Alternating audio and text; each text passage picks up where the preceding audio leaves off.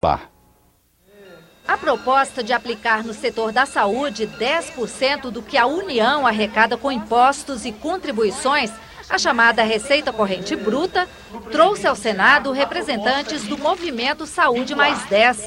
Eles entregaram ao presidente Renan Calheiros, de forma simbólica, cerca de 2 milhões de assinaturas recolhidas em todo o país, propondo um projeto de lei de iniciativa popular.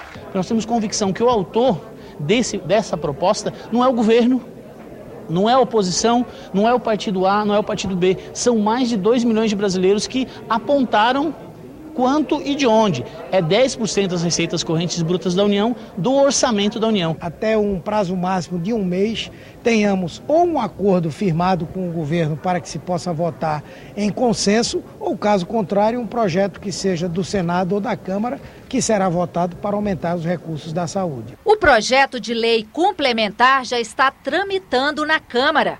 O financiamento da saúde também foi discutido numa sessão temática no plenário do Senado. Há um clamor nacional em favor do projeto de lei de iniciativa popular que estabelece vinculação de 10% da receita bruta da União para a área de saúde. Nem tirando todas as demais políticas públicas eu consigo implementar essa proposta.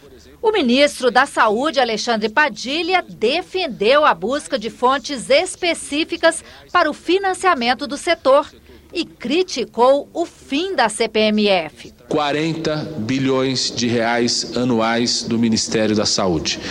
Isso foi retirado em 2007. Se contarmos 2008, 2009, 2010, 2011, 2012, são 200 bilhões de reais retirados do orçamento da saúde da nossa população. Hoje dizer que a CPMF foi um mal para a saúde, eu acho que a gente não está dizendo com a verdade. Se ela tivesse ido inteiramente para a saúde, eu seria a primeira a chegar aqui e dizer que o dinheiro da CPMF era para a saúde. Ele ia para fazer o acerto de contas do governo. A vinculação de uma parte fixa das receitas da União para a saúde também está prevista em uma proposta de emenda constitucional, a PEC do orçamento impositivo. Além de obrigar o governo a pagar as emendas parlamentares ao orçamento, a PEC prevê que metade do valor das emendas seja destinada para o setor de saúde. A proposta aprovada na Câmara chegou ao Senado sem a previsão de recursos fixos para a saúde.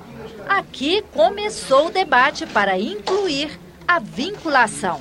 Sem dúvida nenhuma, nós vamos votar rapidamente o orçamento impositivo e haverá sim uma vinculação para gastos com saúde, não só investimento, mas também custeios, medicamento, material médico hospitalar, coisas necessárias para o funcionamento da saúde no dia a dia. No relatório apresentado na Comissão de Constituição e Justiça, o senador Eduardo Braga incluiu a destinação de metade das emendas parlamentares para ações e serviços públicos de saúde.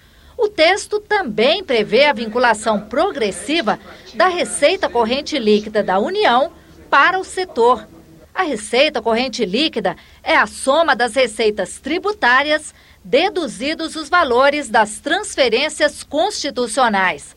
O percentual seria progressivo, até atingir 15% em 5 anos. A matéria provocou muita polêmica. Sou contrário, porque a proposta de emenda à Constituição não altera em nada a essência dos mecanismos de cooptação do Legislativo que hoje corroem o princípio de independência dos poderes. Recursos públicos fazem parte da atuação do parlamentar através das emendas individuais e das emendas coletivas. O histórico que nós temos verificado ao longo dos últimos anos é que a execução orçamentária, via de regra, não consegue corresponder à totalidade das emendas apresentadas. Os argumentos contrários não convenceram a maioria e o texto foi aprovado na CCJ. A discussão em plenário também foi polêmica.